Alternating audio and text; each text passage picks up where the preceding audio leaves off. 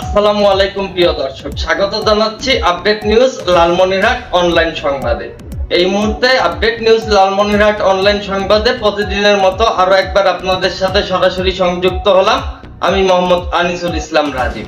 প্রিয় দর্শক, চলুন দেখে আসা যাক আপডেট নিউজ লালমনিরহাট অনলাইন অনুসন্ধানী নিউজ টিমের লালমনিরহাট জেলা থেকে সংগৃহীত আজকের এখনকার প্রধান সর্বশেষ আপডেট সংবাদটি। লালমনিরহাট সদর উপজেলার পঞ্চগ্রাম ইউনিয়ন থেকে 11.5 কেজি ওজনের একটি বিষ্ণু মূর্তি উদ্ধার করা হয়েছে। মঙ্গলবার 12 নভেম্বর সকালে সদর উপজেলার পঞ্চগ্রাম ইউনিয়নের মণ্ডলপাড়া গ্রামের শাহিনের বাড়ি থেকে মূর্তিটি উদ্ধার করে পুলিশ ও স্থানীয়রা জানায়, গত 15 দিন আগে শাহিন তার সুপারি বাগানে মাটি খোঁড়ার কাজ করতে গিয়ে মূর্তিটি দেখতে পান। মূল্যবান পাথর ভেবে মূর্তিটি বাড়িতে লুকিয়ে রাখেন শাহিন। পরে এলাকাবাসীর মাধ্যমে খবর পেয়ে মঙ্গলবার তার বাড়ি থেকে মূর্তিটি উদ্ধার করে পুলিশ।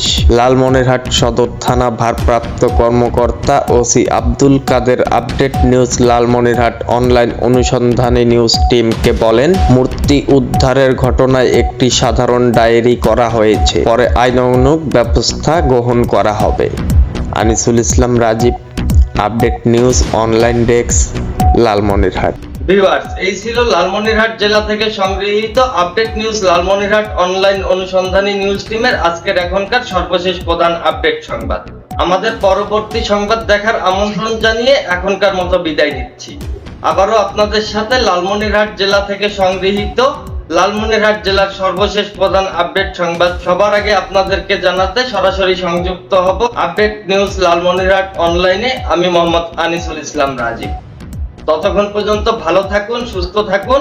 লালমনিরহাট জেলার সর্বশেষ প্রধান আপডেট সংবাদ সবার আগে জানতে আপডেট নিউজ লালমনিরহাট অনলাইনের সাথে সংযুক্ত থাকুন।